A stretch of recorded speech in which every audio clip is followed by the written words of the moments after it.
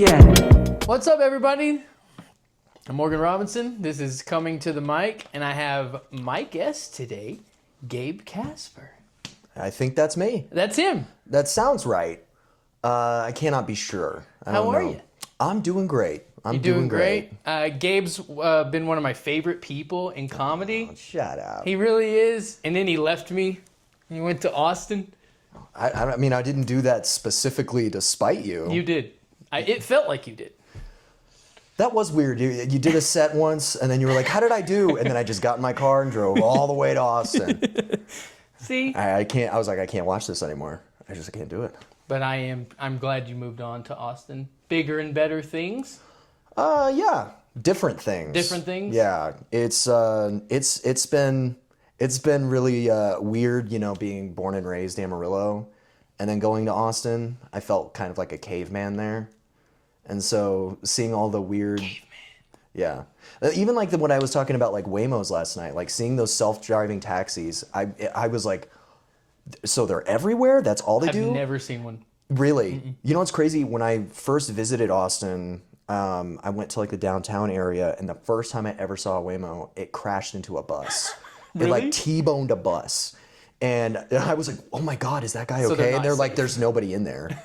And I was like, well, what is it? And they were like, oh, it's a self-driving taxi. You can order it instead of like an Uber if you want. And I was like, I just saw it crash into a bus. I'm not getting in one of those. Thank God I didn't crash into a person. Yeah, that's how the AI is going to kill us. They're just going to cut the brakes on all the cars. Slowly just kill us. Yeah. Yeah, I think that's probably right. Mm-hmm. That's the movie, the Terminator movie. Yeah. That's the most boring Terminator movie where they're killing the humans by crashing the cars and then injecting us with microplastics. That reminds me of what's that movie, Maximum Overdrive. Have you ever seen that movie? Oh, yeah, with like that truck with like the goblin face. Yeah. Yeah, dude. That was a weird Stephen King movie. Yeah, that was a good one. Yeah. Well, did not expect him to go with that. Thanks for coming, man. I appreciate you coming on. You really are one of my favorite people in the comedy game. Thank you. And was proud of you for going to Austin and, doing your thing. Thank you. Sometimes y'all just have to fly. Have to fly. Leave the nest and fly. Nikki did it. Yeah, Nikki's in New York now. That's crazy. Nikki's in New York. It is. That is so cool. I'm so excited. And dude, it's crazy that he moved to New York right before the Knicks won the finals. Mm-hmm. That is insane. Was he there for all the craziness? I mean, it looked like it was everywhere. Yeah. I feel like if you were in New York, there was craziness. Yeah. And I think he's in Brooklyn. He's in Brooklyn? Yeah. I think it was pretty crazy there too. I'm talking like I'm an expert in New York. Yeah, if you were in Brooklyn, then it was the epicenter. The epicenter of the Gotham City mayhem that went on. Yeah. See, dude, that would make like a great comic. If it's like Spider-Man trying to handle the New York riots after the Knicks win. After the Knicks? That would be a really fun movie. Be starring Nikki. Yeah, Nikki could be Spider-Man. Yeah. Well, what else is going on? Nothing much. I've been getting settled into the city and just got settled in with my job, and I love my job. Shout out to my coworkers. Shout out. And I've been kind of learning a bunch of new stuff. I've been reading more. Started learning the drums. Cool. And I'm really enjoying that. Nice. Feels very meditative. Yeah. So it's nice to get plastered drunk on a Friday night and just start wailing on my drums. And I got electric kit, so that way the noises don't come out and it just goes in my headphones. Mm-hmm. And my roommates are still like, dude, we can hear you. What are you playing? It sounds like so funny to watch you just hitting it, making very little noise, but you're like, yeah, because in my head it's like, and I've been doing that, and then just been doing a lot more of my writing. Yeah, I took a break from the mics for a minute while I was just getting settled, but the last couple months I've been going out and doing more mics. Sometimes a break's not a bad thing. Oh yeah, it was Especially great. if you're hitting the writing. Yeah, if you're doing the writing. I think taking the break made me like excited about my writing more, where I started writing stuff not to be like, I have a show next week, I have to be at the mic in 2 hours, let me write this. And then by the time I was like really getting material out, I was like, I need to go to a mic to get all of this info out. That is where it starts. Yeah. Like you try to do these, if you try to do these things out of order, it's not going to work. And if you start with the writing. Yeah. And if that's the healthiest part of what you're doing, then you're going to be in good shape. Yeah. Because you're right. It can get a little bit too Mike-centric or too show-centric for a little bit. Or it starts feeling like work. Yeah. And so, I think you're exactly right. I think that your writing should help everything along in that order. Yeah. Because in my experience with, if I've stopped writing or wrote less, that has always taken the biggest hit. Yeah. So, and you've always been such a good writer. I've always enjoyed you telling me your writing process and I love you getting hearing a joke and being like, I have no idea how you got to that punchline, and then you've been like, this is how I got to that punchline. Like that you especially answer's always the same. Marijuana. Shout out to our biggest sponsor. Yeah. Marijuana. This episode is brought to you by marijuana. That's Dude, a brand. Thank you so much for having me on the show, man. No problem, I man. am a long-time listener, first-time guest. Yeah. I am always blown away when people say they listen. So. Oh yeah, I've you get pretty good views on it. I've seen a lot of people. You get comments. Yeah. I don't think they're bots. Maybe. I don't know. At least the bot comments I leave get deleted. But yeah, it's so cool to be here doing it, especially starting to watch it after I moved. It was just this nice little like a picture of home. So it was just nice that it's all your friends. Yeah, so it just was so nice to see how every comedian was doing, and then hearing more about their process and what they're doing, and then hearing about shows and what you guys have been up to. It's been really insightful, I think. I learn. I think that's what I liked this to be, is like me learn, and so then in fact, and like someone watching could learn. Yeah. Me learn. Me learn. Yeah. You teach. Me learn, you listen. You listen. But the advice and all the insight. You're coming off of a 2-week or 2 different episode where it was not comics. So this is back to comics. Okay, guys, the show's good. It's good again. We're so back. No. It was Remy and Jeff Langhennig. So those were really, you did tell me rock stars. You did tell me off camera you hated doing those. I did not say that. He was like, they weren't comedians. I didn't really want to. They forced themselves into it, and I just kind of phoned it in. Gabe, this is live.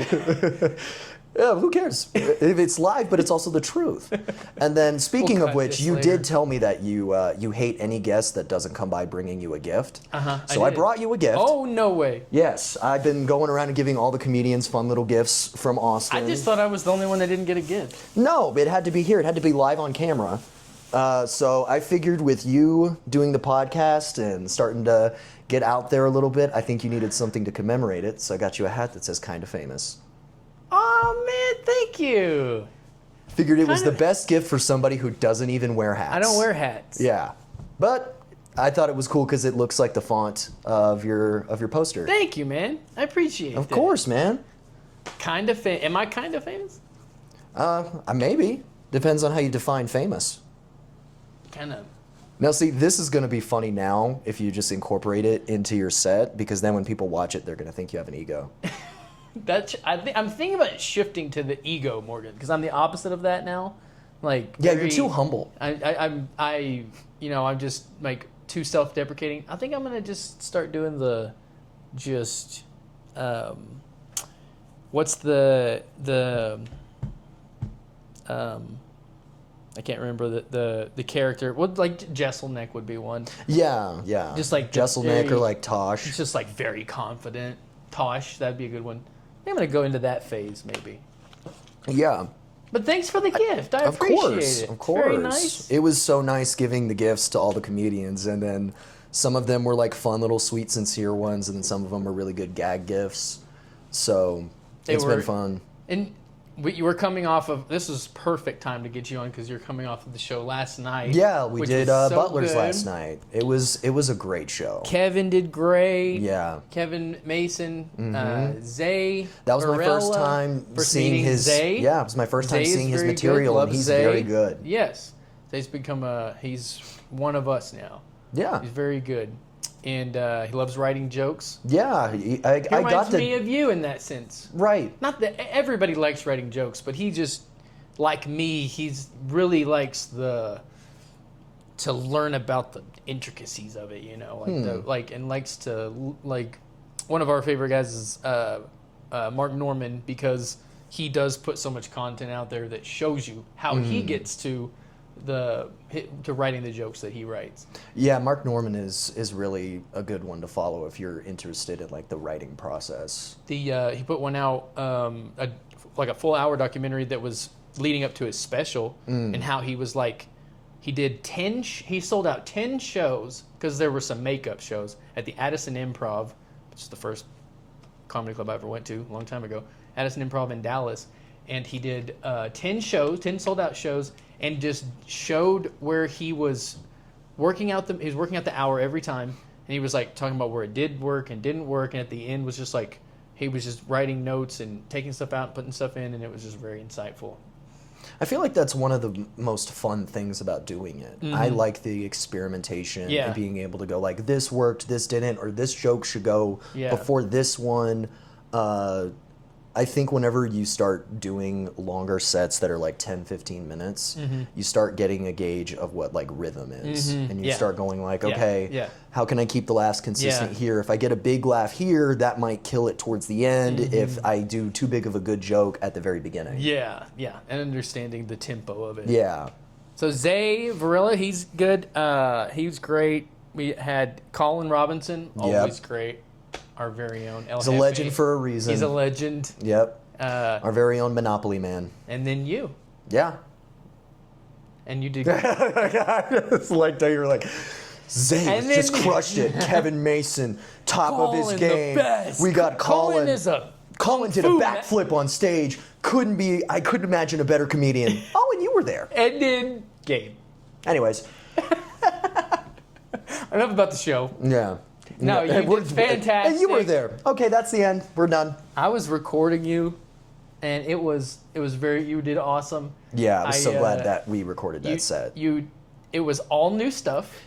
From it was all Austin the stuff I wrote material, in Austin. And I thought it was so good. Thank you, man. That means a lot. And you worry about someone going and then maybe like not keeping up with what they're doing. Yeah, they're not consistent. And you stepped up for sure. You could Thanks, tell. Man. So I'm really glad that you did that. I'm glad that it worked out too. It had been a long time since I had done a set that long, because anytime I've done sets in Austin, it's like 3 minutes. Yeah. So doing 20 minutes was it was a little bit scary, and you could see me before the set where I'm like pacing back and forth, and I keep opening my set and closing it, opening it, and I just keep going like, I'm gonna freak out. I don't know how this is gonna go. And having such a great crowd that was already so responsive and attentive to everybody, it was so cool being in like a great crowd that was ready for it. Shout out Butlers. Always great crowds in there. Yeah.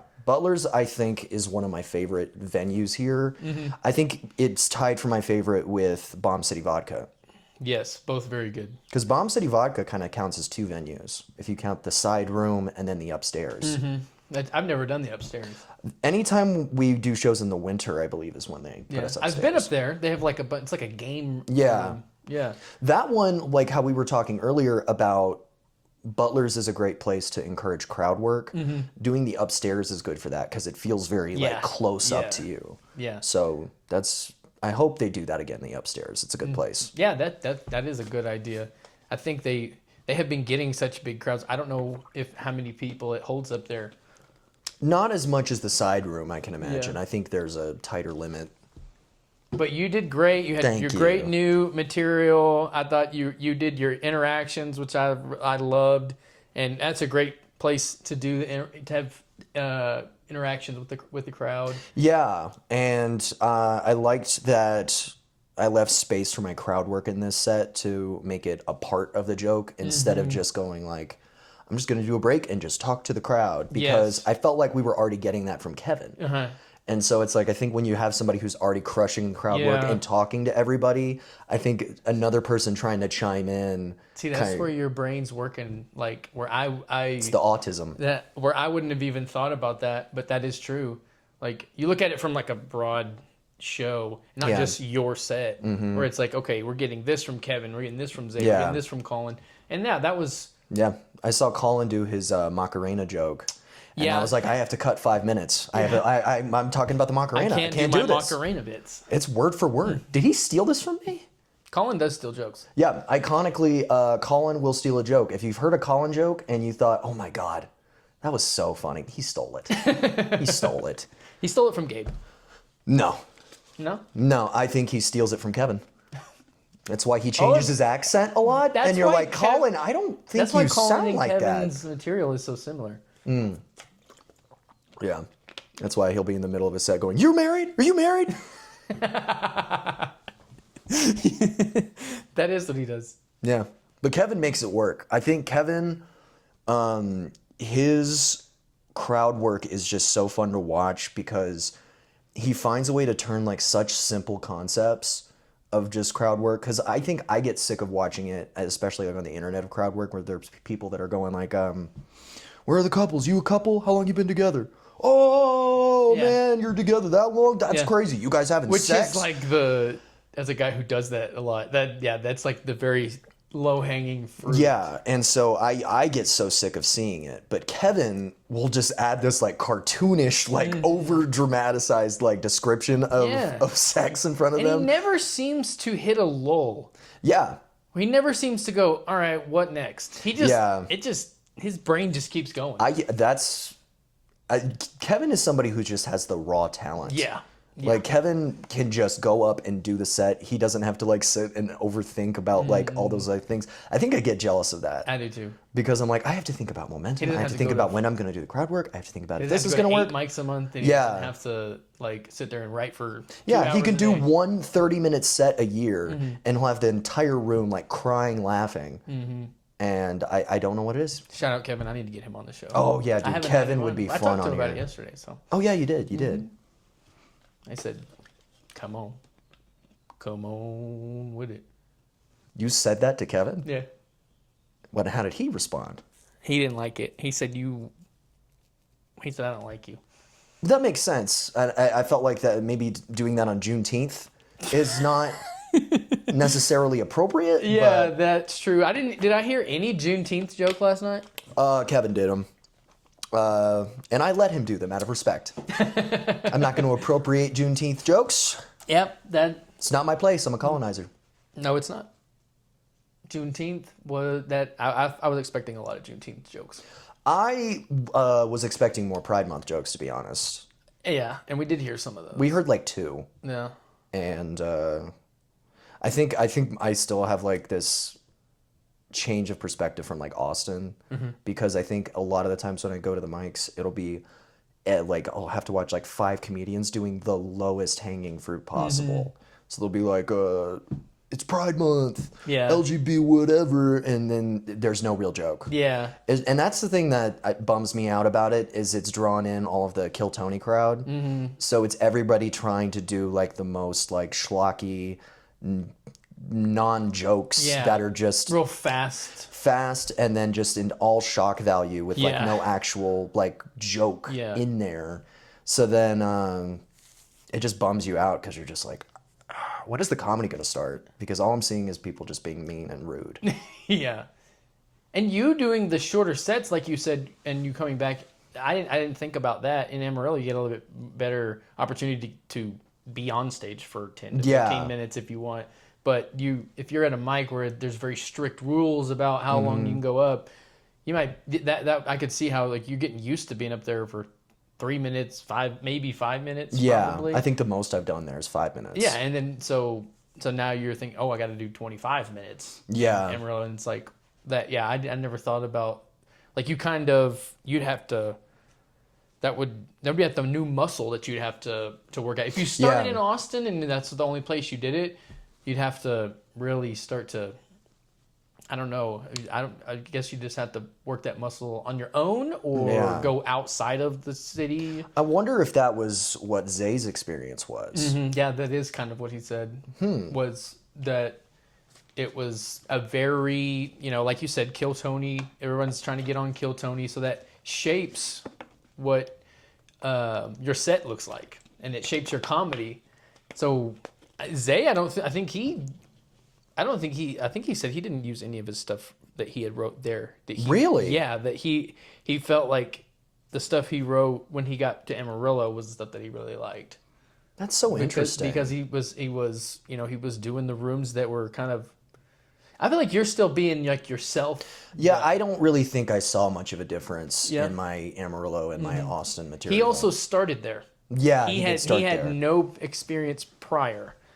But for that, him being so green, seeing his set yesterday, you kind of got to do what everybody else is doing. Yeah. You can't just be like, all right, I'm myself. It's like you haven't done it before. Yeah, well, you don't know what yourself is yet before you went there. So that would be, and then that same thing happened to Matt. I'm sure Matt kind of had a voice before he went over there. Mm-hmm. I will say one of the things that was nice about going to a whole new city was having my whole Rolodex of Amarillo material. Mm-hmm. So anytime I was going to go to a mic, I never felt like I didn't have material. Mm-hmm. I just had to go, which material? Yeah, I was like, it's an entire city that's never heard me before, so I can just pick what 3 minutes of my material I want to use. And it's been fun. Which is probably not conducive to like making you write, but it is definitely like gets you on stage, gets you used to it, gets you like, all right, I got my. Because I feel like I would have a big problem with going to Austin just because it would just be such a shock I've never been here before. I don't know. Yeah, it is. It definitely is. My confidence went out the door. Yeah. So I went from like doing the mics funny. Here. I tried to make it funny. But you do need confidence. Yeah. It was just so funny going from here where I just felt like, oh yeah, I'm just going to walk in and talk to everybody. And then I would just go to these mics and I would be like tugging on the guy's shirt and be like, "Excuse me, sir, I think I'm next on the list. I want to be next on the mic. Can I make a funny haha, please?" I'm funny, I swear. Yeah, now see, that's a funny way to do a first set there. I'm funny, I swear. I'm funny, I swear. And then just get off. I've done this before. I'm experienced. I've been doing this 8 years. Please believe me. They're like, this guy's really funny. This guy's onto something. He's doing the mouse. This guy with the mouse voice? Mouse voice? He's pretty cool. Yeah. I think he's destined for Kill Tony. Yeah. Oh God, no. I don't think I'm gonna do Kill Tony. No? No. I don't think I want to do it. I don't really like Kill Tony. Well, I don't think I may try Mothership if I feel like that's necessary for putting myself out there and maybe like networking, but if I can avoid doing Kill Tony, I think I'm just not going to do it. And if you didn't want to become a Kill Tony guy, then yeah, I guess going on would be kind of a waste of time a little bit, because I mean, I think apparently it's good for like exposure. Yeah. It's good to, get. But then if you got exposure, then they'd be like, all right, you can come back on again. Then you'd have to keep doing the Kill Tony thing. Yeah. But then also, if my material or my opinion of Kill Tony isn't really like consistent with it, it's probably just not going to go well. Mm-mm. Just because it's like that crowd is. If I write stuff that's intentionally trying not to be that way, then if I do a set there, it'd probably bomb. I don't know. I do. You do? Yeah. I know everything. It's a fact. Okay. Well, I think you would crush on Kill Tony. Oh, you're just trying to sleep with me. My bed's right there. Oh, right, it is. Never seen a bed with so many holes. What are you doing in there? Is there a dead body in there? Is there a dead body in there? No. Oh, no, it's a sex doll. Okay, that's what it is. I hate that people just think they can just say whatever's going on in here off camera. I mean, can we talk about it? Your crew here is completely naked. How many guys do I have working here? How many guys do you have working here? I don't know if you can call them guys. Those are all like 12-year-old boys. This is a little bit weird. I'm related to them, so it's not against the law. That's your defense? I'm related to them, so it's not against the law? I don't know what to say. Were you alive when John Benet Ramsey happened? I was, yeah. When John Benet Ramsey happened. They should look into it. When John Benet Ramsey happened. That did happen. It did happen. Yeah. But, yeah, were you alive when OJ happened? Yeah. I was not. Wait, might have been. What year was 94, I think? Okay, then no. I was in 98, baby. Okay. I was alive for The Matrix. And now we're living in it. Yep. So that brings me to my next topic. Okay. I want to know. Hot questions. I want to know how you got into comedy. So where are you from? First off. Amarillo. You're from Amarillo, born and raised. Born and raised. There was a 2-year period where my family lived on the outskirts of Dallas. It was like this small town called like Nevada, but that was like 2 years, and then I was immediately back here the rest of my childhood. You're one of the few comics that is from Amarillo, which I think is so weird. I didn't think about that. It's you and Javi, basically. Everybody else is from a small town. Weird. Yeah. Yeah, I never thought about that. But yeah, born and raised here, went to Amarillo High. Oh, Go Sandies. so you're preppy. No, they I don't kicked my even know ass what that there. means. No, I did not blend in. But yeah, I went there, and then around that time, I started getting really into comedy, and I would watch a lot of stand-up. Like I would watch a lot of Dimitri Martin, Okay. and I'd watch like Anthony Jeselnik. And then I got really into sketch comedy, and that was initially what I thought I wanted to do, was like sketch stuff? get into sketch comedy. And around college, I just kind of was like, well, let me try writing jokes. And I was like, well, let me try to do stand-up to see if the jokes are funny. And then if they're funny, maybe I can incorporate them and start doing sketches. And I went to like an open mic at a library at WT. And because you're doing an open mic in a library, it was terrible.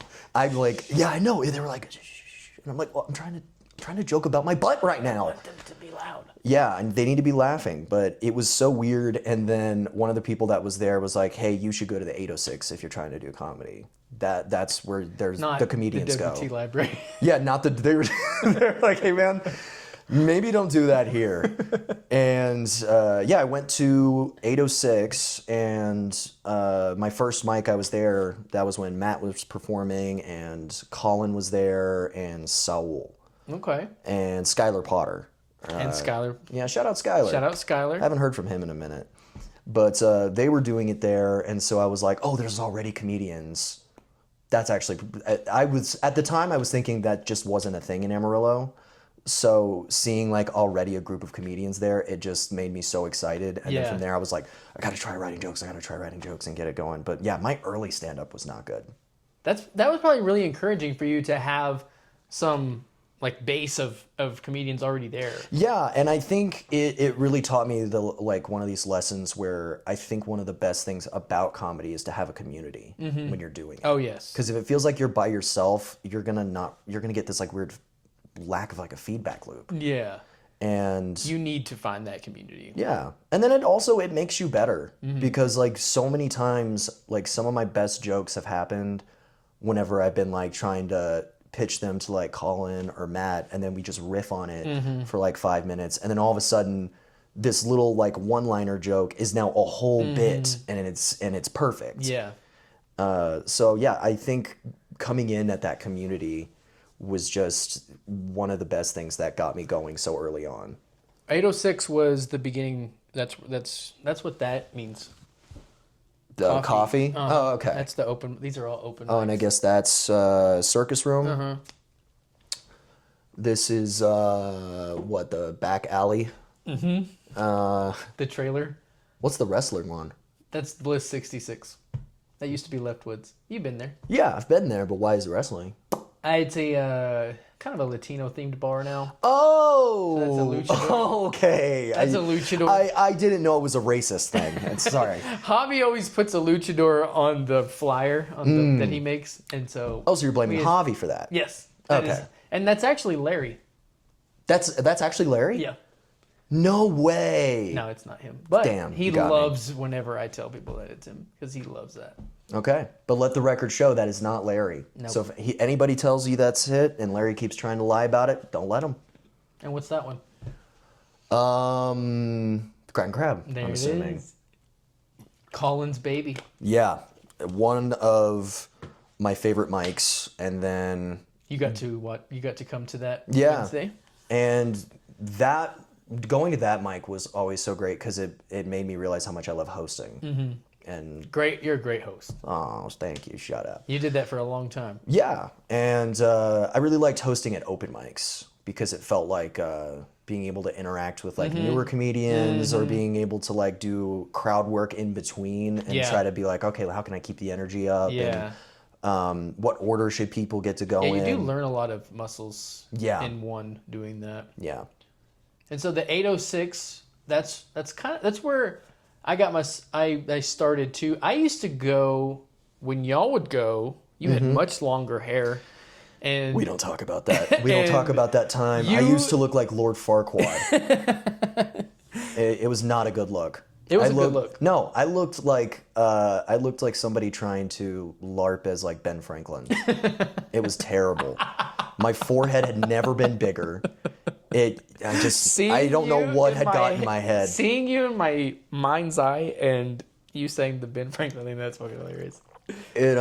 Which was funny because I almost never posted myself when I had long hair, and then there was a point in time where I was like running into people from like high school or people who hadn't seen me in a couple years, and they're like, "Oh my god, your hair! I didn't know you grew your hair out." And then I had the opposite effect. Did you get cancer? You grew hair because you got cancer? You got like reverse cancer? You get reverse cancer. And then when I cut my hair and I went back to short hair, it was the opposite effect for everybody that knew me with my long hair. And they were like, "You look so weird without the hair." And I was like, "No, this is how I used to look. This is the real me. This is the real me. This is the real me. Accept me or not." And so I would see you, I would see Nikki, and I would see Colin, I would see Matt. When I first went up, I don't know if it was what the timing was, but Matt was actually one of the only ones that was going up. And I think maybe eventually that a little bit later is whenever it was like Colin and Nikki and you. I think if I remember correctly, it was right towards the end of where Nikki had moved. Yeah. I'm trying to remember. I think Matt and Skylar, to my belief, were like the first ones. And then Colin came in, and then Saul came in, and then I came in. And then a little while after that, I think Nikki and Kevin and Fredo all started coming in around that time. And it was just that for a while. And then I think after we did the Crack and Crab mic, it was all of like you guys coming in at once. Yeah. Which was crazy. Yeah. That was such a fun experience. Adding the comedy only mic was huge. And so I think it was so crazy just seeing like almost overnight, we pretty much like doubled our team. What did you feel like that did to your comedy going from just doing the 806 to having the 806 and the Crack and Crab? I think... Besides the fact that you're hosting a lot. Yeah. I think when it's like just a comedy mic, I think it felt nicer to just go in straight with my material.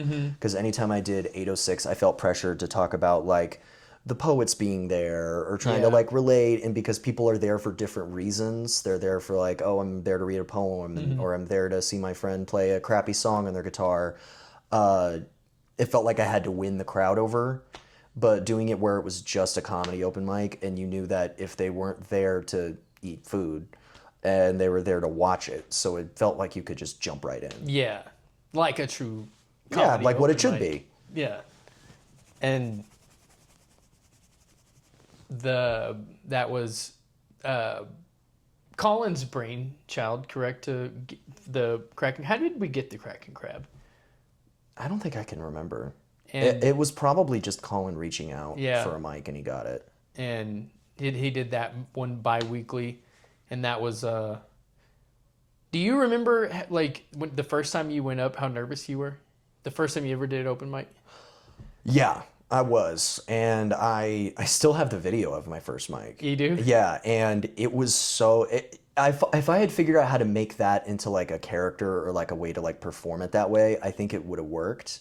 But it was just me being like shaking and being like, I'm so... How about this stuff? And... It just takes time. Yeah, it takes time. I think my first 2 years of doing comedy... It took a long time for it to click with me because I was working on my nerves. And then also, I think I ran into the same pitfall that almost like every new comedian does, where you're just trying to do like, let me just do dark jokes. Let me try to just go for shock value, so that way it gets a reaction. Because I think if I'm like too subtle, or if I do a pun, it's not like I'm not gonna get it. So I felt this like need to constantly do that, and it just was never good.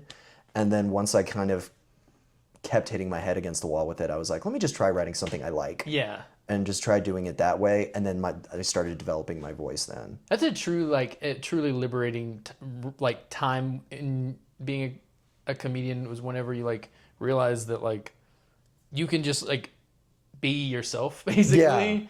Yeah. Well, it's expression, and I think you know, like it's like, you know how people say you can like separate the art from the artist kind of thing. I think stand up is one of the few like performance styles where it's like the art is the artist. Or a lot of the good stuff is, for sure. Yeah.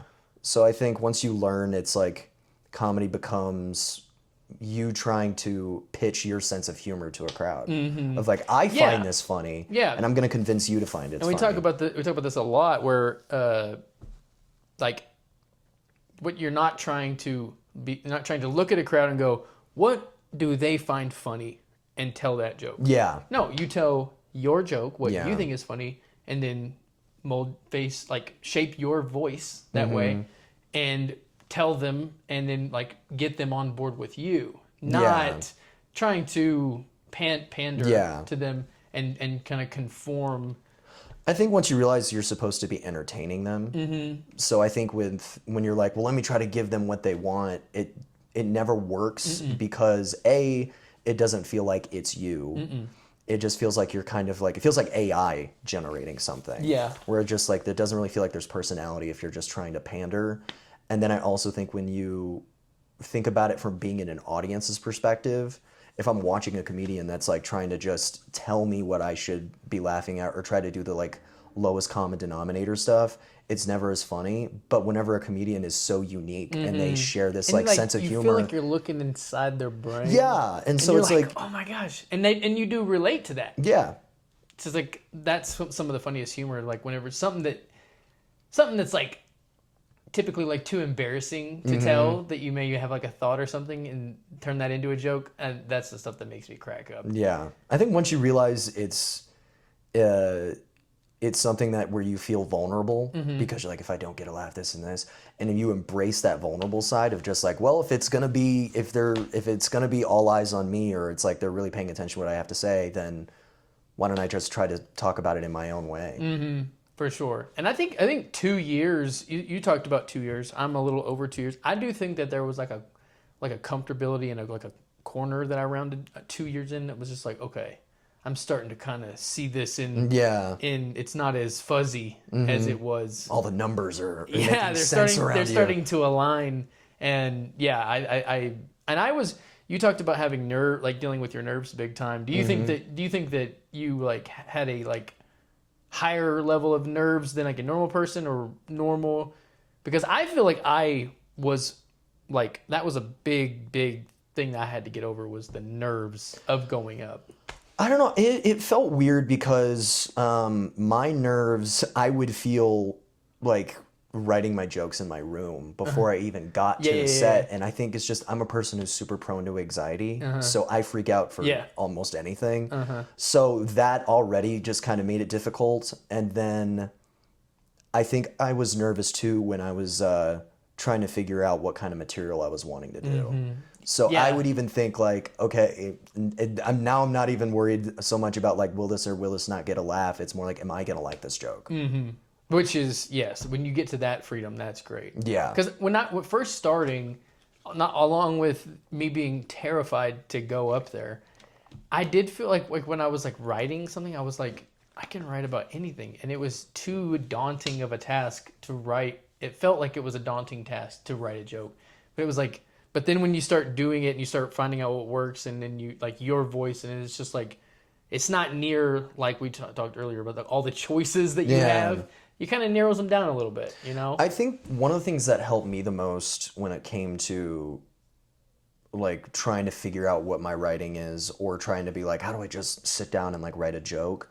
I just started approaching it from being like a comedy fan. So I would just like, I was like, well, let me just sit and watch, you know, TV or like watch a movie or watch a special and just kind of go like, okay, why did I find that funny? Why am I thinking, why am I getting a reaction out of that? Or what's this joke style that I find good? Like a lot of my writing, I think, is like inspired by like sitcom dialogue. Okay. I like the one-liners and people being able to go back and forth and like setting up kind of like shocking like twists of subjects. It's like you switch from one thing to another or do a reference, and that really kind of got me to write a lot more when I recognized that. And I was like, oh, I just need to imagine it like it's a dialogue. Yeah. There's a subject and it's two people talking. I'm sure that was a big moment when you were like, okay, this is how I do it. Yeah. And it becomes so much, Yeah. not so much easier, but it just is like, okay, now this is how I do it. Yeah, it feels like you're writing not because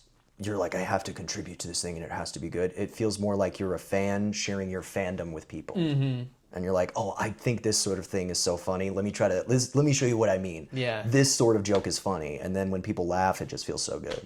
Yeah. And then that's the payoff. You get the laugh, and that's the intoxicating part. You get people to laugh, and it's like, in any time you get somebody, gets people to laugh, whether it's in conversation or with your friends or on stage especially, it's like, that just is, that's an awesome.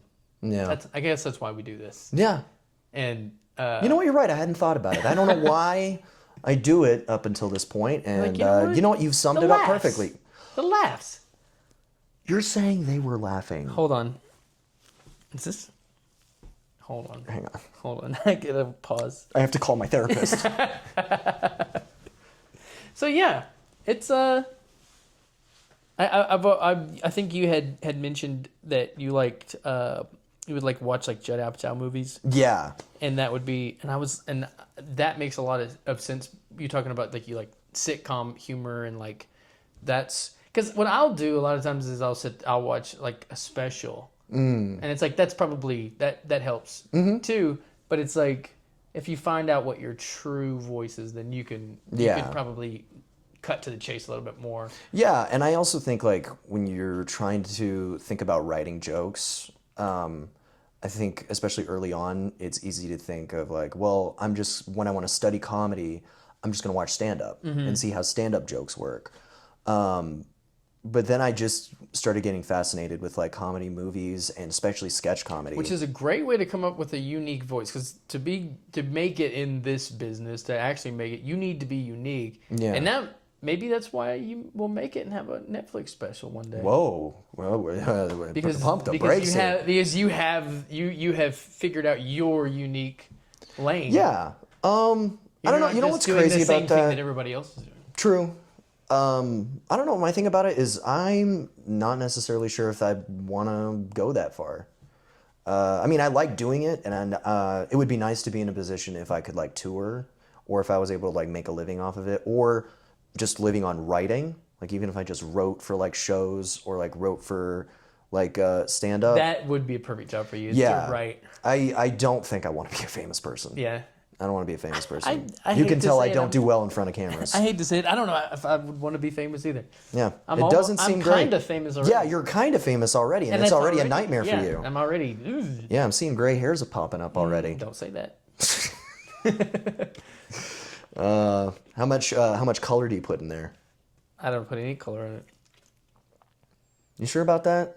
Yeah, I'm sure about that. Oh, right, because it's a wig. You're like I saw all that Rogaine or whatever it is in your bathroom. I don't think I've ever seen your hair not look like that. Not look like that. Yeah. How often do you cut your hair? Every 2 weeks. Every 2 weeks? Yeah.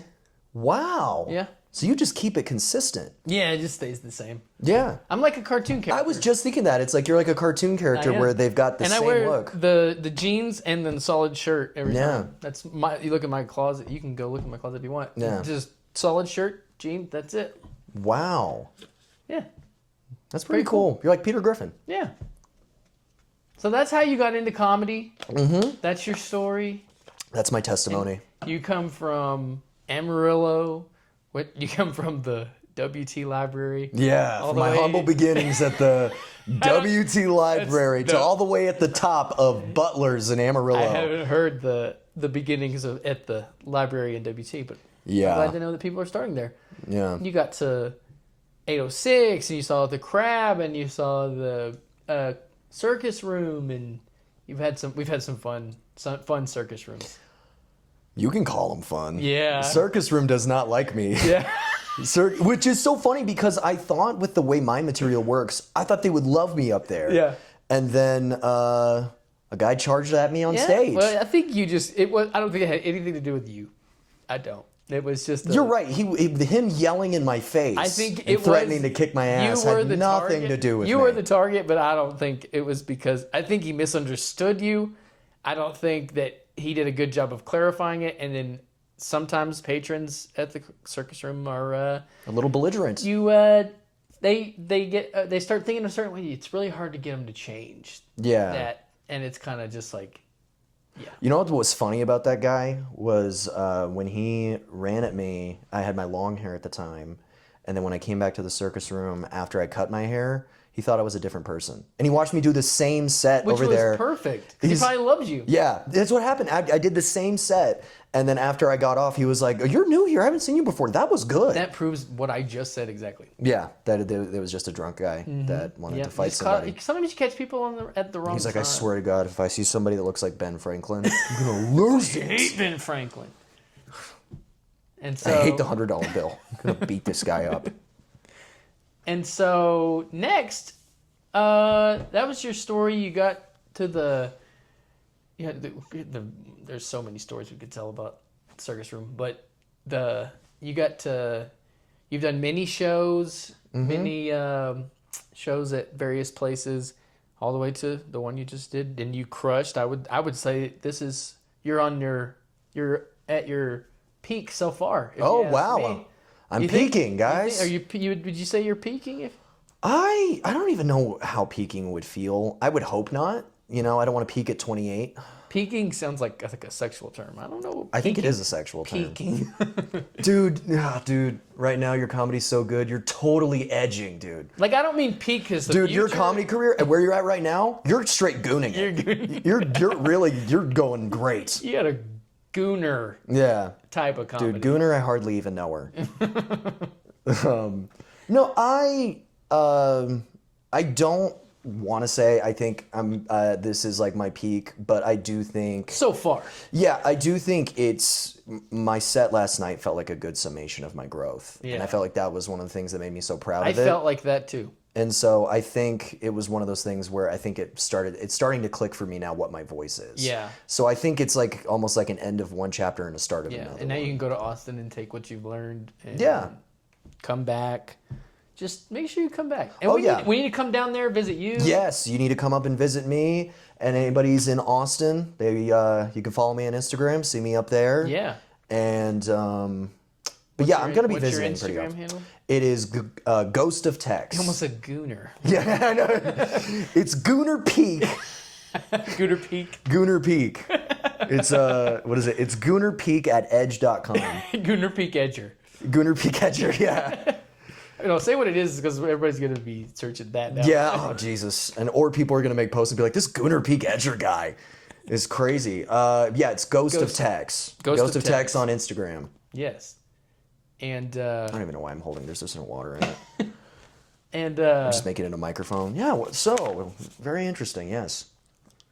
so we can move on to your Mount Crushmore. Ah. This is mine. I haven't done one of these. It feels like I haven't done one of these in a while.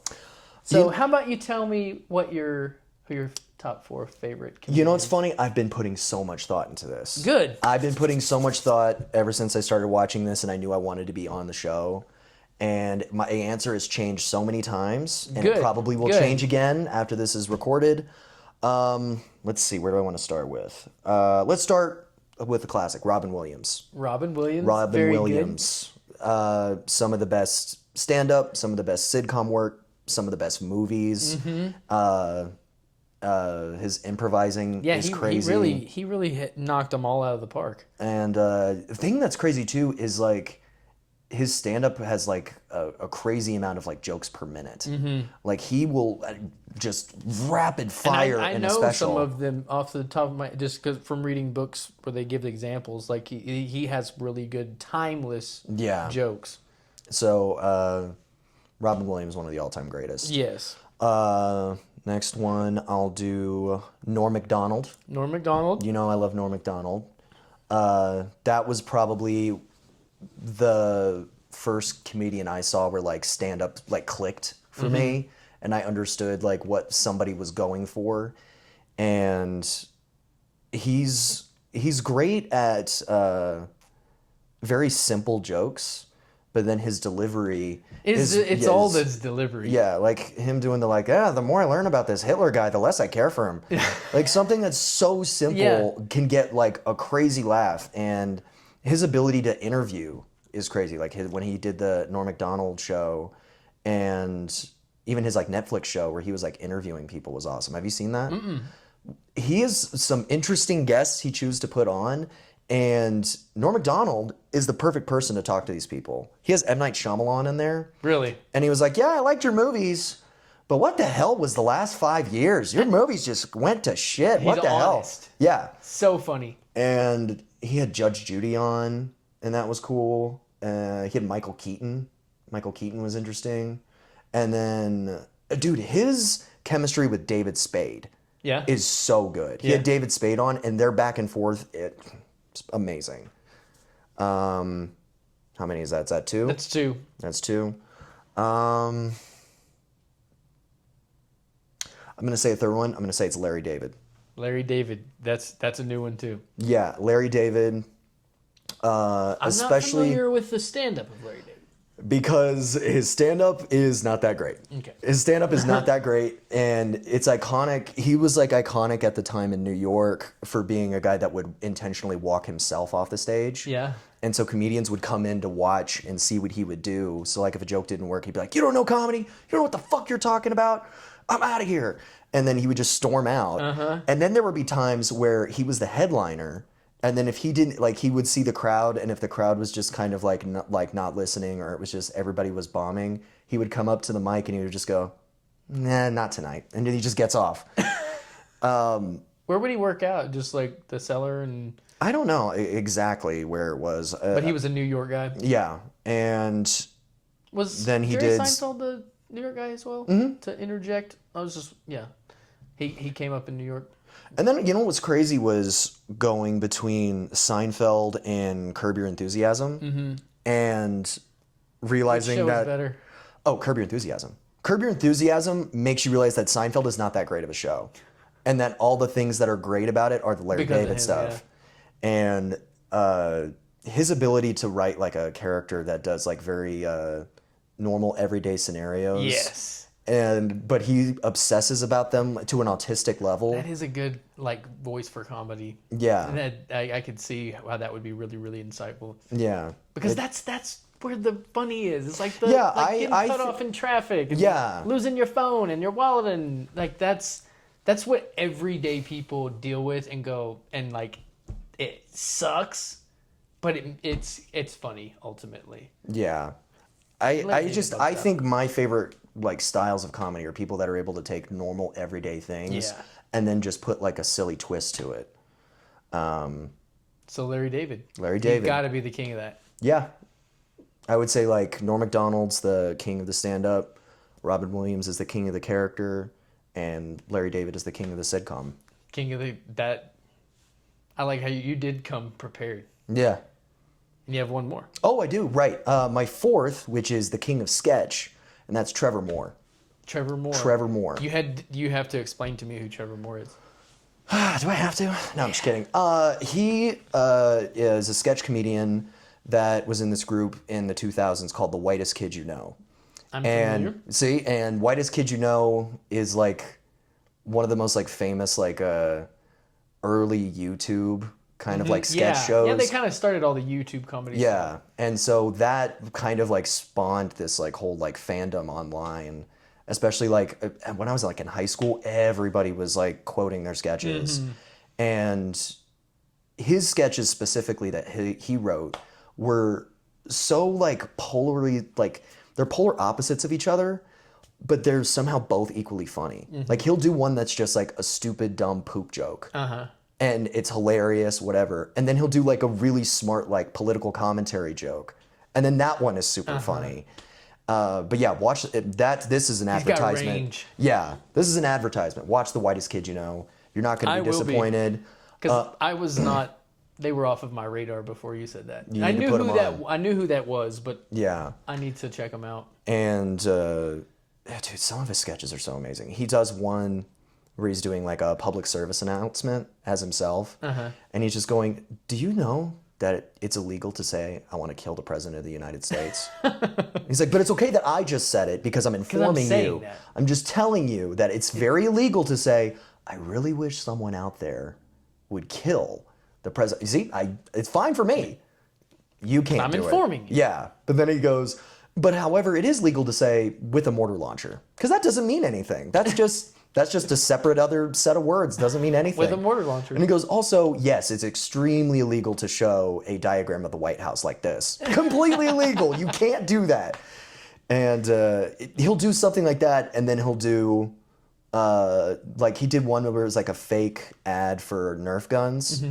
And they were like, what's the next evolution in Nerf guns? It's the Nerf nuke. And so it's a bunch of kids that are doing like nuclear politics with their nukes about whether or not they should set them off. And then a poor kid, like a poor neighbor gets one, and they're like, how'd that poor kid get one? They're like, I don't know. It's bad news that they have it. Dude, should we just kick his ass? That's so funny. So it ends up being something so stupid, but it's actually a really cool, like, just like commentary. This is the kind of stuff I need to be watching. Yeah. That's so funny to me. The Yeah. nuclear Nerf politics. Yeah. How'd the poor kid get one? I don't know. I don't know, Maybe but we it's should- bad maybe We news. should rough him up and take it from They him. were like, isn't that messed up because he hasn't really done anything? They're like, who cares? Can I get more water? Yes. Okay, cool. Well, And don't pee in we'll this. take a break. Ready? we're going on an ad break. Ad This is break. brought to you by... And we're back. What were we talking about? we were talking about The Whitest Kids You Know. Yes. We were talking about that sketch was comedy. your That was your final. Yes, Evan- that was my Evan final... Moore? No, Trevor Moore. Trevor Moore. That was my final on the Mount Rushmore. I love that Mount Rushmore. Yeah, I liked it that it was like, I wanted to make it where it was like separate types of comedy that Yes. I like. And we talked about, like, I think this is the GOATs, like the greatest, but like when it comes down to like actual influences on me, it's probably a different list, and I need to make that list too. But I was really... That is true. I think if I was like trying to think of like who is the objective best, it would probably be a different order. But then I also thought, like, if I'm doing that, then a lot of people are just going to have the same answers. And I like that you can do, like, there's no set rules to it. You can do your thing with it. Yeah. So, and I think it's supposed to be more like a litmus test for like where somebody's sense of humor comes from. And it's fun to talk about. Yeah. And then... And whenever Donald Trump makes himself another face on Mount Rushmore, we'll get to add one more. Oh, that's true. Then we can add another comedian. If you Then could you can add add 5. If you could add one more, who would you add? One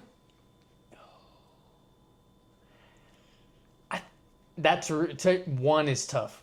To say one, that's really hard. But this is where I would put my own, like,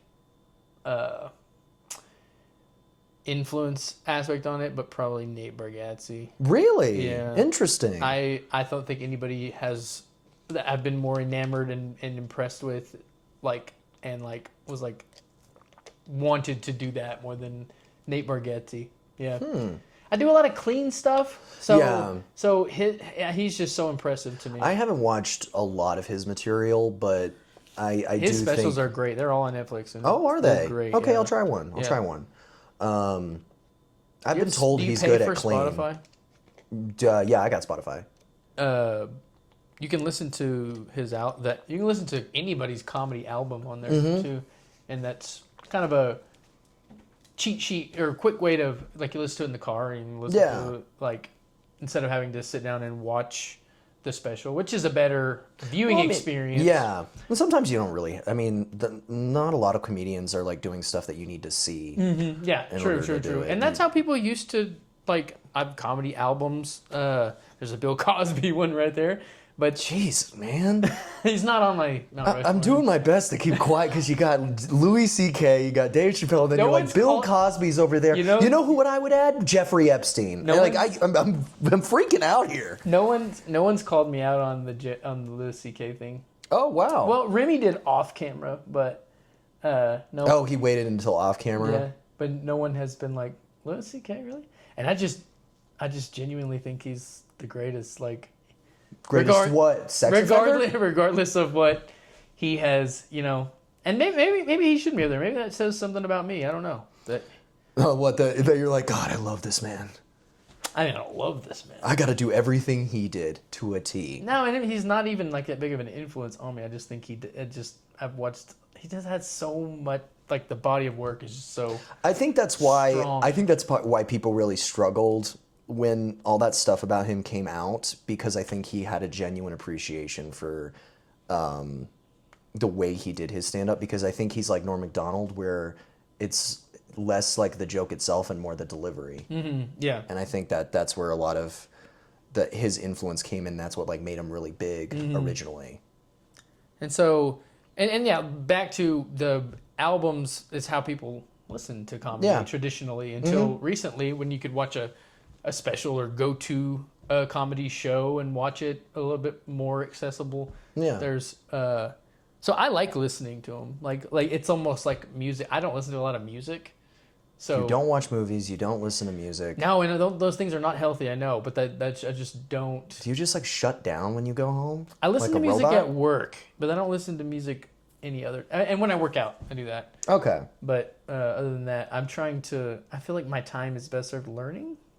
Oh, wow. I'm sorry. I didn't know you were better than all of us. I didn't want it to sound that way, but I don't see movies when I can read a book and get smarter than all of you. But honestly, that's not what I'm saying. But I do like. It is. I would just genuinely rather learn something and watch a documentary than watch a movie. But I would argue a documentary is a movie. Yeah, okay, well, I'll watch those movies. Yeah. We could chop it up on documentaries for sure. Yeah, I think documentaries count as movies because just like movies, like they're done different ways. Mm-hmm. And you can critique like their coverage of specific subjects, especially if you like read up on something and you watch a documentary on it. Mm-hmm. It's interesting to see stuff that you're like, oh, it's good they included that, or they're missing this and this detail. So yeah, documentaries are definitely movies, dude. And I love them. Yeah. I got. I'm really interested to hear this next segment from you. I would like you to, if you can, give our audience a bit of advice. You have been doing comedy for 8 years. 8 years? I've been doing it 8 years. So I know you've given me great advice. I feel like you could give some good advice. What would be like? Well, my advice to you was always intentionally trying to mess you up. Yeah. I was like, dude, you need to just be as mean as you can to the audience. You're like, bring a watermelon up there. And hit it with the hammer. Do as many slurs as you can. Mm-hmm. They love that. Yeah. I got big doing that. I know that you were trying to play a joke on me. But... Yeah, you became the new Gallagher. Yeah. But my advice for like for a young for anybody doing comedy, I would say the most important part, especially, and it goes into what we've been saying, the most important part is to love the process. Love the process. You have to love the process because we have not got that yet. I think because I that's the thing that keeps me going so much. We've been talking I like watching comedy and then being like, oh man, I'm so excited that this joke made me laugh. I wish I could write something like that. And then I go and start trying to figure out how to write it. And the writing I love doing, and even the performing and testing out at mics before I do a show. I love that process. And then when you get to the end of that process and you do a show, you do a set, and all of that work you put in ends up paying off. It's such an amazing like beginning to end thing. And I think that's also important for newer comedians, because whenever you start and you talk to a lot of like people that have been doing it for a while, especially if you're in a bigger city, I feel like they try to like intimidate newer comedians, where they're like, you have to be at mics every single night. Hope you're ready to wait in line for 2 hours to get 3 minutes. This is what you have to do. I don't think that's a way you should, bring that approach to somebody because, I mean, yeah, in some circumstances, you are going to be waiting at an open mic until 1 a.m. and performing in front of maybe 5 people and, doing it that way multiple times before you catch like a good mic or a good show. But if you love doing it, you don't even notice that. If you really love doing it and you really love the jokes that you're writing and you love comedy, you just go into it and you're like, I'm about to see if I can make these 5 people laugh. Like, I'm going to see if this works. And even if they don't laugh, I'm going to pay attention to my delivery and just take notes for myself. So, yeah. That would be love the process. Great advice for a beginner because, like you said, when you're getting like you don't know a lot when you start, so you think you hear the people say you got to do all these mics, and if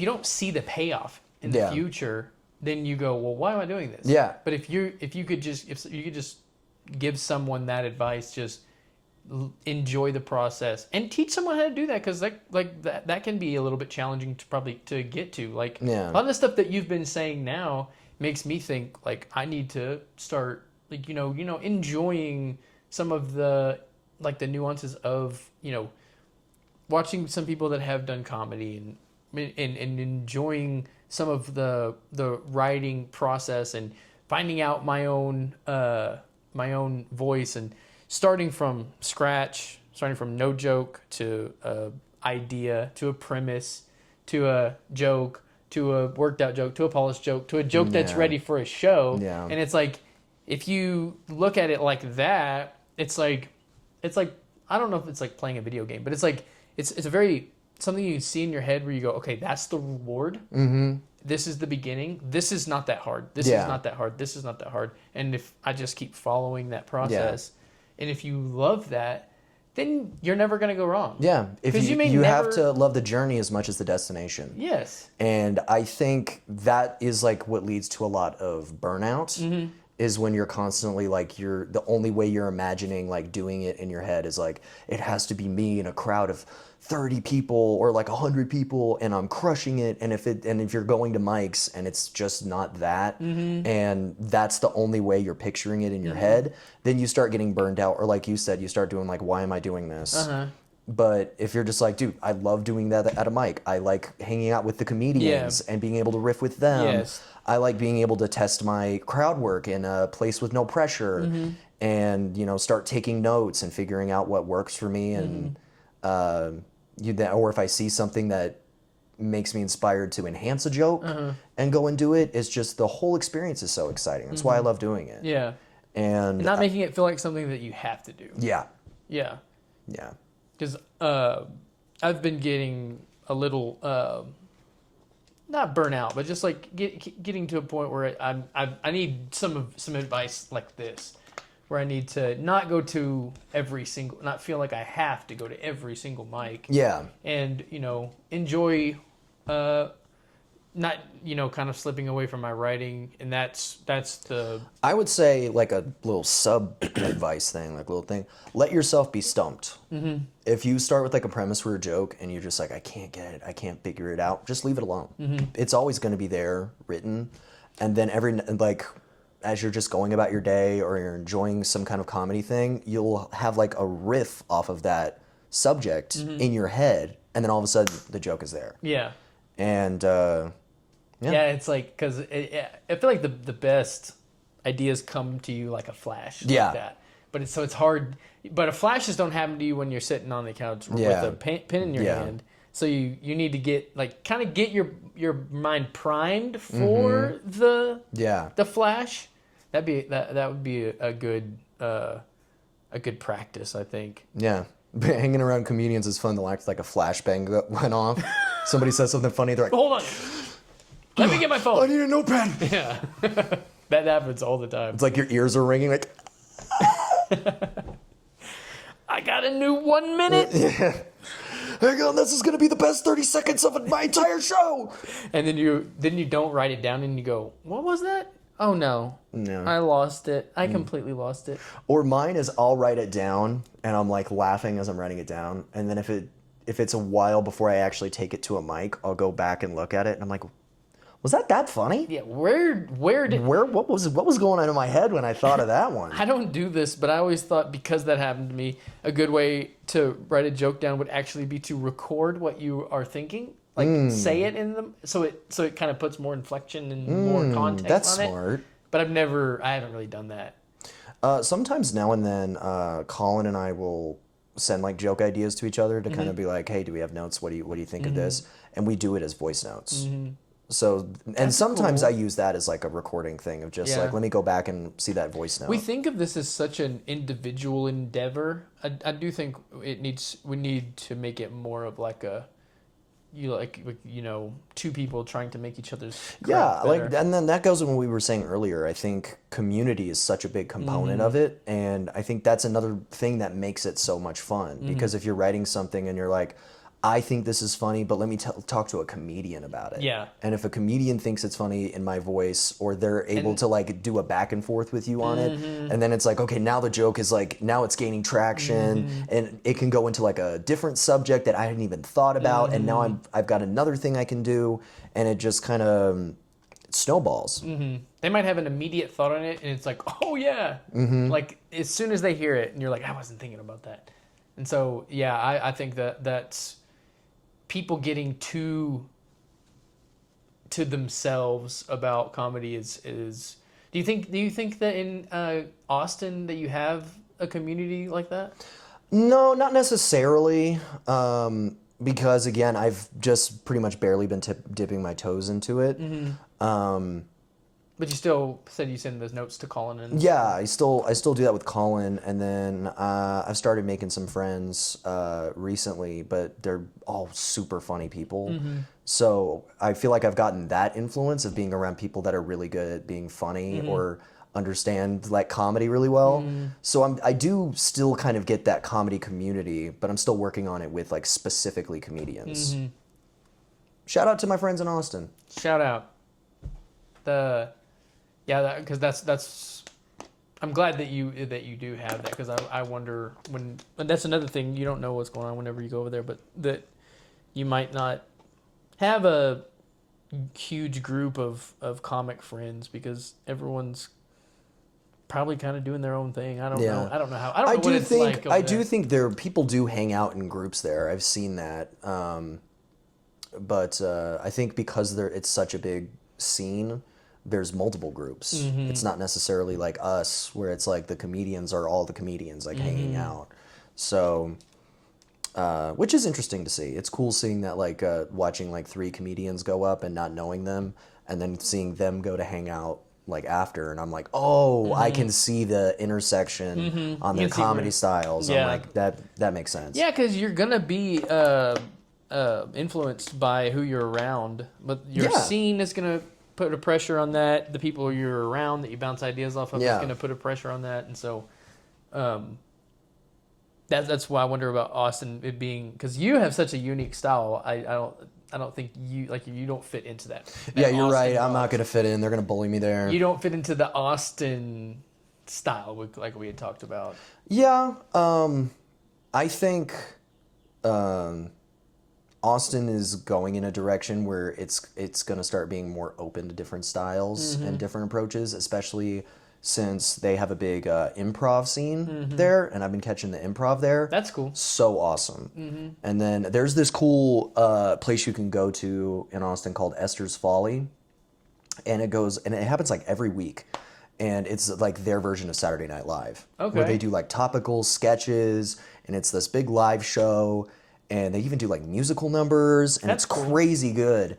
And then at the end of the show, when you're leaving, you can take your ticket to this comedy club next door called the Velveeta Room, and there will already be stand-up going on. Really? So you can just immediately go from sketch comedy straight into stand-up, like which you're is in the the right- dream. Sounds like you're in the right place. Yeah, that's the right place for me, because Yeah. I'm like, I get to see so many different kinds of comedy. That's awesome. I'm glad that you're fitting in like that, because that's awesome, because I don't think I would. No, I think I would have trouble. I mean, it's moving to another city. Everybody's gonna have trouble going into it. I don't think anybody should beat themselves up for that. But I think genuinely all of the Amarillo comedians are so good that I think their style could fit in pretty much most cities. Any place they went to, I think you guys would just, you think you'd do So fine. we need to go take over Austin, is what you're saying. Well, I'm not going to say those words on camera. We should all go to Austin and perform stand-up comedy. No taking over is happening. Take over. Dude, this is exactly what happened when you did that podcast on January 6th. Hostile takeover. Live from January 6th. Live from the Capitol, it's the riot! So yeah. So yeah. So your advice is Love the process. love the process. I love that.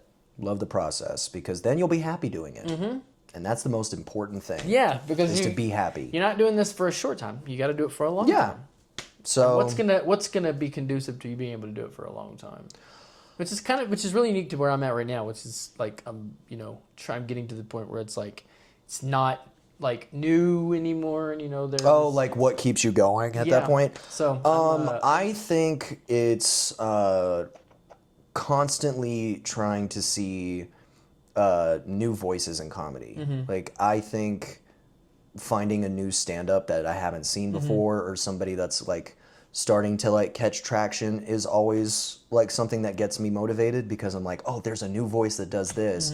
I want to see what this person does, and now I've discovered this other kind of comedy that maybe I can get inspired to make a joke out of. Like a good example is I started watching Nathan McIntosh, who's a New York comic, and he does like rant humor, kind of like Bill Burr, but he has this like cartoonish voice that he does it. So when he's like ranting, he looks like way too angry for the stuff he's talking about. And he did a whole special, which you can listen to on Spotify. This is not an ad, I'm not sponsored. But it's just his whole thing about AI.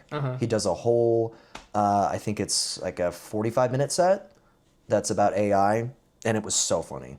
And Sammy Obeid is another really good one. He does like the current events sort of things, and he's so quick. Like something will happen and he'll immediately like post a set where he just went from one city to the other, wrote a whole new set about something that just happened that week. Really? Yeah. And That's crazy. It's so impressive to see somebody being able to do that. So yeah, just I would say doing it for a long time is just constantly look for something you haven't seen before, and just kind of keep discovering stuff, because it is never ending. There's always going to be a new style of comedy, and like I said, embrace all kinds of comedy. Try watching improv. I love improv. You watch stand-up. You watch sketch comedy. Watch a sitcom. Like watch a Judd Apatow movie. Like I think having like this diverse sense of media where you see all of it, it'll inspire you more than you realize. That being said, the Judd Apatow movie, I would like to get your take on when I was growing up and you were growing up, there was a lot more we were influenced comedically by movies, right? Yeah. And there's not near as many comedy movies nowadays. Yeah. What do you think that does to like the comedy culture and like our sense of humor, and also because I genuinely think that like my absolute favorite thing to laugh at was always movies. Yeah. Kids nowadays can't really say that unless they're watching the movies that I grew up on or we grew up on. And I don't know, I had mentioned this before we filmed, that I think a lot of that like dip in comedy movies, honestly a lot of different genres, kind of happened when the Marvel movies got big, because those became the genre movies, where it was like, oh, if I'm going to see comedy, it's going to be going to see like a Marvel movie comedy. Or if it's like, oh, I want to see like a movie that's got like more romance in it, just go watch this Marvel movie. And I think that made an effect, but I also think people are a little too doom and gloom about it, where they're like, movies are ruined. I'm like, they do seem to be coming back a little bit. A little, but it's. I think it's going to be a little bit slower than we want it to be. Yeah. And Do you think they're going to make movies like there'll be like an iconic like Step Brothers or like a? Oh yeah. You think there will be that? I don't doubt that at all, because there's other kinds of trends that we've had in movies before we had Marvel movies that stuck around for a while, and then after a while they either dissipated or they balanced out and the other movies just kind of picked back up and evened it.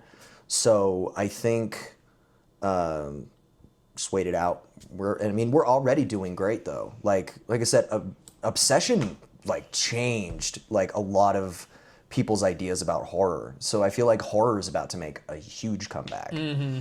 And I think as long as we keep trying to like look for new creators instead of like getting the same people that have been making movies all the time, I think it'll evolve back. I think all of it's going to come back. Because I think, comedies are not gone, but they're almost gone. Like they're not. But even regular movies, we are starting to see some more originals. Because for a long time it seemed like everything was a remake or a sequel But now you got Steven Spielberg's got the new Alien movie out. The Disclosure Day. I heard it was good. And me too. I heard it's his most successful movie dollar wise. Really? Yeah.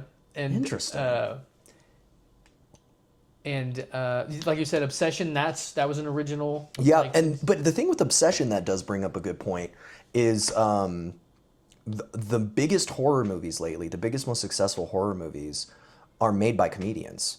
Which is crazy. It is crazy. Like it needs to be studied. That tells you that these people are very, very talented, and they're not making comedy movies. Yeah, but they also incorporate their comedy into their movies so well. Like Curry Barker's cameo in Obsession was so funny, and Zach Kreger I think is a really good one, because Zach Kreger kind of does like he makes a way of like having realistic people be funny in a horror situation. So he's like, if I write a terrible person, this is what a terrible person would do. Yeah. Or he has like in Weapons, there was like a scene, not spoiling anything, but there's a scene where a character has like a nightmare and like sees something scary, and then he like jolts and wakes up out of bed, and instead of doing like the overacted thing they do in horror movies, he just goes, "What the fuck was that?" and the entire theater laughed from it. It was so good. And which is funny, back to Whitest Kid You Know, Zach Kreger, one of the members of the Whitest Kid You Know. Cool. My second favorite guy in the group. But now he makes horror movies and they're good. And then Jordan Peele. Jordan Peele, I know. He's made a bunch of them. But his comedy works in those movies. So I think comedy. You know what? Comedians are the future. Yeah. Comedians are the future. You want something to get good? Making comedy movies. Yeah, I was about to say, comedians are great at making anything but comedy, it seems. So yeah, if you see a comedian, tell them thank you for your service. I have a theory. I mean, it's not a theory. I have a theory that that's why stand-up has boomed so much recently, because there aren't outlets like really good comedy movies I could see out that. there. Do you think that there's any truth to that? I could see that. I haven't really thought of it that way before. And like more specials than ever, more comedies traveling than ever. Yeah, there's more like famous comedians at one time. Not near as many comedy, because back in the 2010s, if you put Will Ferrell in the movie, that's going to be the top selling movie that weekend. No one is going to make a comedy that's going to be the top selling movie at a weekend, at least in the last 10 years. Yeah. I'm trying to think about who could do that. Like who could make it, whether they're stand up or now. whatever. They put Nate Bargatze in a movie, but I don't think it did that well. It didn't, because I think it was the same thing like you said, like it's rehashing stuff. It's the same plot as Mr. Mom. And so people were like, A, I've already seen it, and B, there's a reason why it wasn't remade. It kind of feels a little outdated.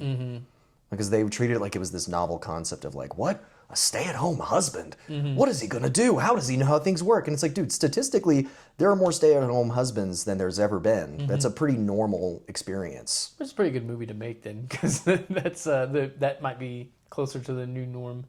Yeah. I'd like to be a stay-at-home husband. We know. That's your opening line with every woman you meet. You're like, would you like to... Is that too forward? I don't know. You do say, would you provide for me and give me babies that I can take care of? It comes on a little strong. I didn't realize I was doing that. Well, now you can change it. Or now you can change it. Or that's how I... Now what you need to do is you need to be like, hey, feel my shirt. Do you know what that is? That's stay-at-home husband material. How crazy. Another reason I want to be like Nate Bargatze. Yeah. You'll get there one day. You'll get there one day. Maybe. You just got to clean up your act. I do need to clean up my act, actually. But, so yeah, I thought that would be a good question to ask you to get, because that's something that really I always think about, because I just would watch comedy movies and over and over and over and over growing up. And I've asked some young people, like, how do you feel about there not being good comedy movies? Like, how do you feel about not watching a lot of comedy movies? You know what they tell me? That they do. They just watch the same ones they just go back and watch, like, Dumb and Dumber or, like, Tommy Boy. Yeah, and so it's like, okay, but those are not new movies. Yeah. So I just wonder if that... Because there's got to be a place for you to get your comedy. Yeah. And so I think that's maybe that's the best thing that ever happened to stand-up, was there not being as many good comedy movies. Yeah. I think especially if stand-up is like your favorite kind of comedy, then it's like you probably got a good benefit from that. Mm-hmm. I don't know. I just never thought about it that way. But then whenever you know, the way you said it, I think it makes sense. I can see that. And back in the day, the best comics were trying to be movie stars. Yeah. No one's trying to do that now. Yeah. Like Jim Carrey. Jim Carrey, whenever he made it to movies, he didn't set one foot on stage again. Same for Michael Keaton. There you go. And same with Richard Pryor? Well, not as much Richard Pryor, but Eddie Murphy. Yeah. He was a fantastic stand-up, and then when he got into movies, it's like, why am I gonna write jokes and But tour? Here's what I would say. Our modern version of that is the podcasting. Mm-hmm. Because I've seen loads of stand-ups that were so good, and then they just, as soon as they got into podcasting, they either wouldn't get on stage as much. That's a good point. And then when they did, you could tell they were like losing touch because they're still their priority is podcasting. Mm-hmm. I never thought about that. That is so true. As a person who listens to a lot of podcasts. Yeah. As a person who's on one right now. Oh yeah, that's what this is. Sometimes I forget we're on camera. No, I did not forget the whole time. I get nervous with cameras. No, you're not acting like it. You're doing really good. Oh, thank you. Yeah. I've learned it from doing stand-up. Yeah. No, I get nervous with cameras, so I'm always like, am I sitting right? Am I doing this weird? And that's why earlier I was like, I think I might have a booger. Let me go check. Oh my God. Booger break. Yeah, booger break. Our first booger break. We'll be right back after this booger break. Oh my God, it's huge! It killed my dog! Oh my God, there's a dent in the floor! Yeah, I get nervous in front of cameras. Because I don't know, with stand-up, it feels like it's just like, that's like a one-time experience. Mm-hmm. Like it's just... You're there, you do it, and it's done. Yeah, I do. But then with cameras, I'm like, this is going to capture my likeness for the rest of my life. It's going to be so many times. Yeah, when I'm in my 40s, I'm going to look at this and be like, oh my God, this is what I wore? Oh, thank God oh man, those were my tattoos? Mm-hmm. Thank God I cut my arm off. This is where our brains are not suited for technology a little bit. Maybe. But I also think it's funny that...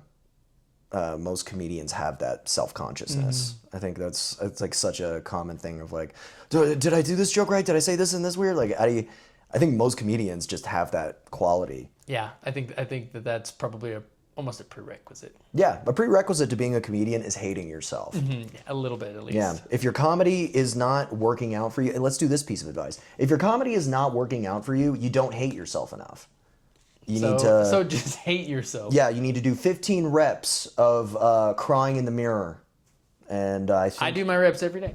I know. I saw it up there in your bathroom. I noticed that when the water like fogs up the glass, it says, "I'm a pretty girl" in the mirror. What's that about? I mean, how much time you got, buddy? That'll be the next episode. That's the next episode. Yeah, get like a therapist or a psychologist on the next episode. I would like to. I think that would be great. And then just go, tell me I'm good. Tell me I'm good. Tell me I'm good. Tell me I'm good. Tell me I'm good. It's my show. It's my show. My show. I'll edit you out if you don't say it. Well, I appreciate you coming on.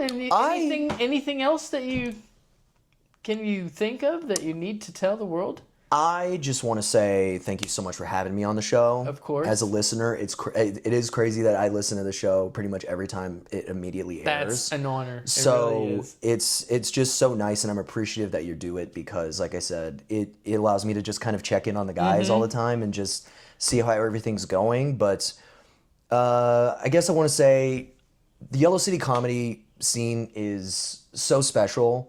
It's a really good group of guys, and these are people that are really doing their best to find their voices. And you can attest to this as somebody who was watching us in the early years, but it is so fun to see these people grow over time. You see this person at this when they start, and you're like, "That's pretty good. I think they've got room to grow. I'm gonna see where it goes." And then before you know it, like after 2 years, you're watching them do a 15-minute set, and they're just boom, boom, boom, nailing it. It's been doing comedy here has been one of the biggest highlights of my life. And just genuinely wanting everybody to succeed and watching them do so. Yeah, so being all the guys like cheerleader has just been so great. Is just so helpful to each other. Yeah, and good scene. Yeah, it's a great scene. And so we're trying to. You're gone. You're not gone. You're with us in spirit. And you're in Austin, but we're trying to keep the same spirit that you had. Oh, shut up! Because you're one of the integral parts of Yellow City comedy. You know. Yeah, I'm the guy that looks like Cupid. I was gonna say Charlie Kirk. Come on. Just kidding. At the end, no, I'm not making that joke. I'm not making that joke. I don't want to get bleeped out like Jacob. Squeak. Yeah. Oh, yeah. It was like a squeak. Yeah. You'll get bleeped. Yeah. No, I'm not making the joke to get bleeped. No, I'm not doing that because then my coworkers are gonna watch it and they'll be like, "What did you say?" And then I'm gonna have to repeat it and get fired. Not doing that. But yeah, this scene is so special, and I would just say if you guys haven't seen any of our shows before, I would recommend just trying out all the comedians. We have such a diverse group of guys that I think you really will find one you click with. And if you're somebody who's looking to do stand-up and you live in Amarillo, or maybe if you live in Lubbock and you're okay with the drive, this couldn't be a better place to learn how to love comedy. And doing it, I got a whole new appreciation of comedy that I didn't know I had. I learned a lot about myself doing stand-up and writing jokes. So I love Yellow City Comedy. I love being on this show. Well, thank Great you. group of guys. Keep showing support and love for them. Well, thank you. Appreciate you being on. My guy, Gabe. Where can everybody find you? Usually the back alley behind Denny's. The Denny's. It is the Denny's that you're always at. I know, right? Yeah. You can find me on Instagram at Ghost of Tex. That's probably where you're going to see anything from me the most. That's my main thing I post on. I guess other than that, you can find me on Facebook, just Gabe Kaspar. And yeah, if you guys are in Austin, come check me out sometime. Cool. I'll be there. I know you will. I will. I found the tracker you put in my car. You did? Yeah. About that. This is awkward. I found 5 of them. Why did you need 5? Was 1 not good enough? There was 6. He didn't find them all. Oh, shit. Well, thanks, guys. Goodbye. Bye! Yeah.